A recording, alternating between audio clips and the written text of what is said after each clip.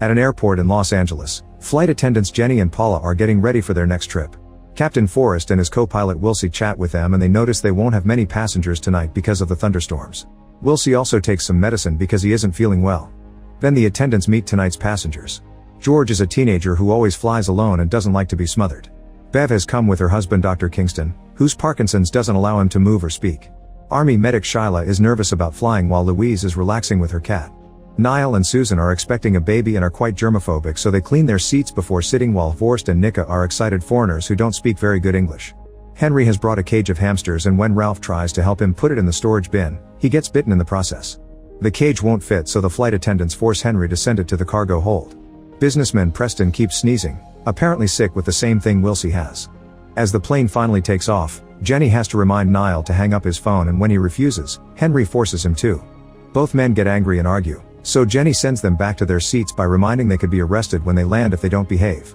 Afterward, Henry flirts with Jenny, telling her about his PhD and making a comment about the sorry state of society's manners. Moments later, Henry is watching the news and learns that the Center for Disease Control, or CDC, has surrounded an apartment building in Los Angeles. Meanwhile, Ralph isn't feeling well and asks for water while staring at the wound on his thumb. Jenny notices he's sitting in a weird position, and when she checks on him, he suddenly pukes all over her. His mouth is foaming as he demands to get off, so the flight attendants try their best to take care of him. Nobody notices the cat sneaking around and eating some puke off the floor. Jenny leaves the guy with Paula and goes to clean all the puke off her body, but at that moment Ralph runs down the corridor and pushes her down.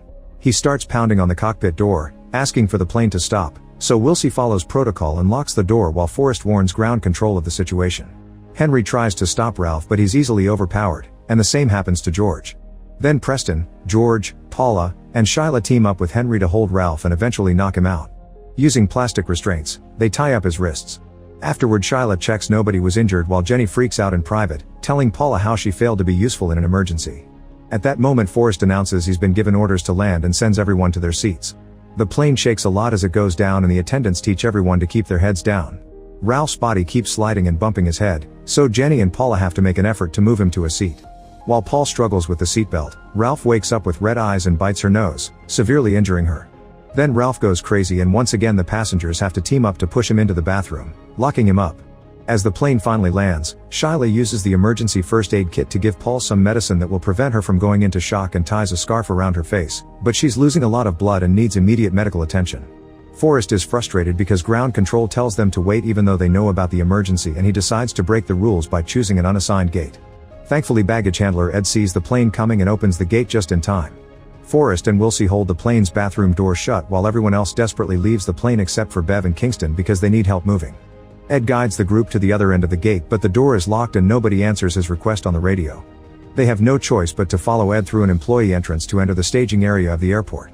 The group takes the stairs and Ed reaches the other doors, however he's shocked to discover they're all locked, which never happens.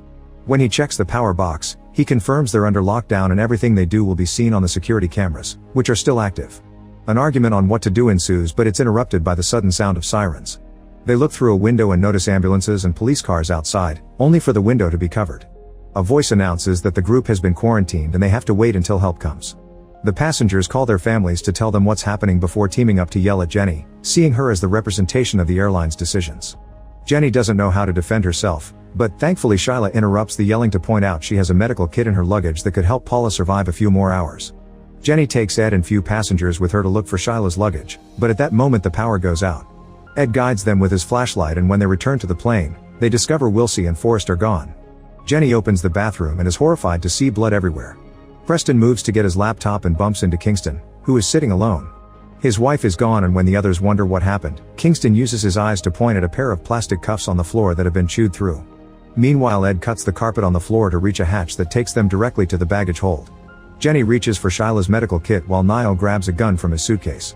Ed freaks out when a rodent walks by his feet and scares it away while saying it was a rat, but Henry thinks it was just one of his hamsters because he's found the broken cage. As Jenny climbs out of the hold, she looks around and notices Preston's laptop covered with blood. At the end of the corridor, Wilsey is running on his fours, growling and also covered in blood. Suddenly an infected Forrest appears behind Jenny and attacks her. The guys immediately come out to help, but punches do nothing, so Niall shoots him to death as some of Forrest's blood falls on his face. Afterward, the group runs off the plane, and in the gate corridor they find Kingston thrown from his wheelchair and an unconscious Preston bitten on the back of the neck. Nearby, Jenny finds Bev crying and begging for help, but she suddenly transforms and attacks as well. Fortunately, Jenny outruns her and the guys push the door to lock her out. The group goes back to the others and Shyla does her best to take care of Paula. Susan cleans the blood off Niall's face, yet they still share a kiss.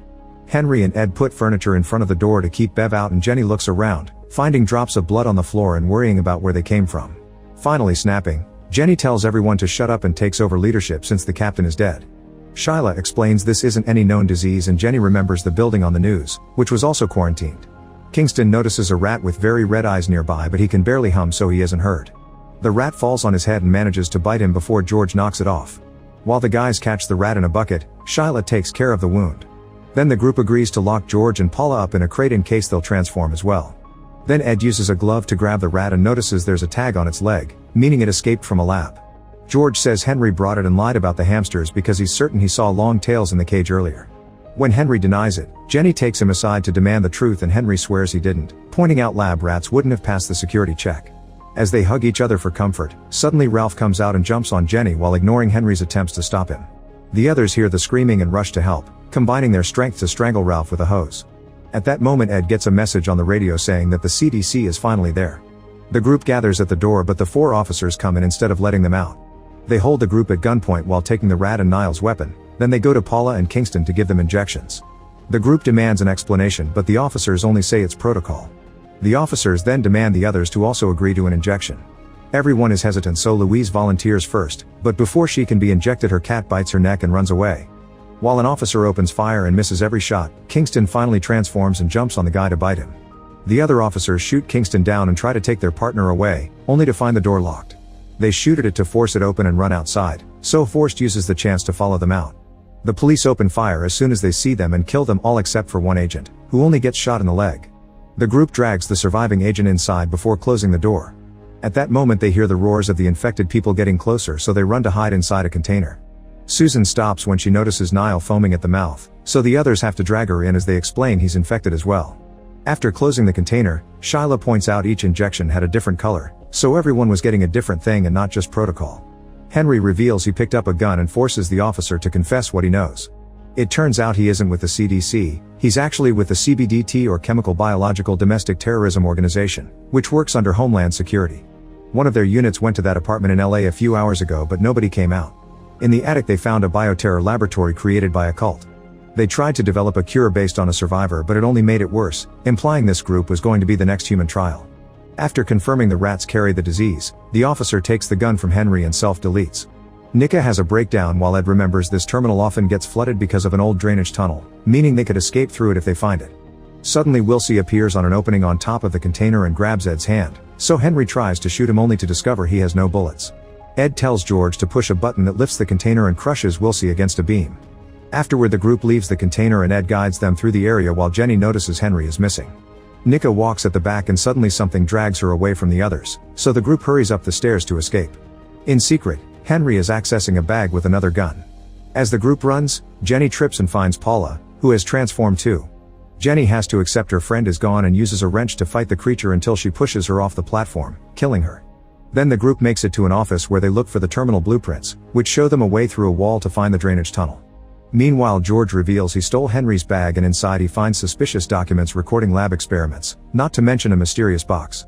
At that moment Susan and Niall find them and try to attack, but Henry comes back and shoots them both just in time. Ed notices that Henry was bitten and George uses the chance to open the box, revealing a bunch of medicine and a syringe. Henry finally admits he did bring the rats and explains he's part of the cult mentioned by the officer. Their goal is to clean the planet from humans, who keep growing more violent and destructive every day. Henry threatens to kill Jenny if George doesn't hand over the antidote, so Ed jumps on him to stop him, only to get shot dead. The others are now scared and let Henry have the antidote, which he mixes with the blood from his wound and injects in his eye while explaining his group has followers in various organizations and that's how he got the rats past security. Now Henry is ready to leave and wants to bring George as hostage. Jenny tries to stop him, but Henry knocks her down and escapes with the kid and the blueprints. Jenny is extremely dizzy, so Shyla goes out first. Minutes later Jenny comes out too and is found by an infected Preston. A chase ensues and Preston almost grabs her, so Jenny has to kick him off. Then she lures him into a machine and bashes his head with a hatch lid until he's dead. Afterward she continues to search for George and has to take a different route when she sees a transformed Nika standing nearby. Going into another room she bumps into Shyla, who has retrieved the officer's thermal goggles. She puts them on Jenny and reveals she's been bitten, so she asks Jenny to go after George while she buys her some time. Shyla goes back to the main room and talks loudly to get the attention of the remaining infected people, who immediately jump on her to kill her. Jenny finds a hole in the wall that Henry opened to go after the tunnel, and when she's about to get in, she's grabbed by Louise. Using the wrench, she hits Louise until she knocks her down. Then Jenny walks through the section between walls, noticing blood drops on the ground thanks to the goggles. She gets scared when she sees some animals, but they're just mice and not the lab rats. Following the blood trail, Jenny finds the blueprints in Henry's shirt next to a ladder that goes into the drainage tunnel. She looks down and finds George, who explains the antidote didn't work and Henry has transformed too. Ignoring George's warnings, Jenny goes down and notices some blood falling on her goggles. Suddenly Henry appears and attacks her, making her drop the goggles before he starts throwing her around. While Jenny tries her best to hold him back, George puts on the goggles and grabs the gun, shooting Henry down. Now free, Jenny takes back the goggles and uses the wrench to finish Henry off with a blow to the head. At that moment huge flames appear down the hatch, meaning the teams outside are burning down the terminal. The exit is unfortunately blocked, but Jenny finds a baggage tunnel and kicks down the lid. George is too scared to go down there, so Jenny gives him the goggles and allows him to go first for safety. As they hear explosions going off outside, the duo moves as fast as they can. However, Jenny soon begins getting tired and realizes she's infected.